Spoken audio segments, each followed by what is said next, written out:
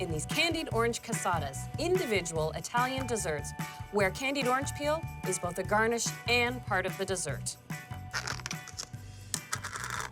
I've got a full tub of creamy ricotta cheese. And it can depend on the consistency of your ricotta, but you want to add about 2 tablespoons of whipping cream. For a bit of sweetness, 1/3 cup of icing sugar that I've sifted.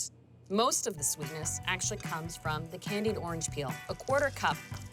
It's very much like a cannoli filling. And if you've had a good cannoli, you know it's got some grated chocolate in it. About 1/4 cup of bitter chocolate.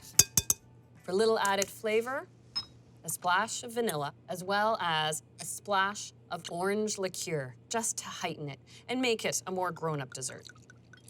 A cassata is very much like a charlotte, cake on the outside with the creamy filling in the middle. So what's more Italian than ladyfingers to use as the cake layer? These have been cut in half, so I want to take advantage of that orange syrup. 1/2 cup into 1/2 cup of water. I'm just going to heat this up a little bit. Now that it's warmer than room temperature, I can take it off the heat, and I like to add a little orange liqueur, about 3 tablespoons. I have 6 coffee cups with a nice curved shape to them. I've lined them with plastic wrap. That way, when I turn out the dessert, it comes out easily. Now here I have candied orange slices, a little bit different than the candied orange peel that I made, but the method is exactly the same. I'll put first a candied orange slice in the bottom of each of the cups.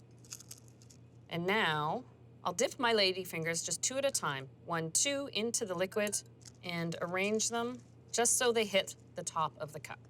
As they sit, they'll take on the curve of the dish you put it in. Spoon in this beautiful, creamy chocolate and orange ricotta filling. And you want to press it into the dish so that it fills in all the gaps around the ladyfingers. So the cassatas are completely covered with cake. I'll put some ladyfingers on top, which ultimately will be the bottom.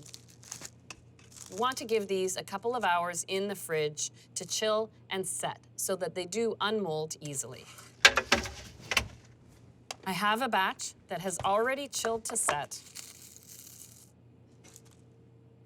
So I'll turn the cup upside down, unwrap the plastic, and out pops this beautiful individual dessert. And as you can see, it's all about the candied orange slice right on top, hinting about all the luscious orange flavor that's hiding underneath.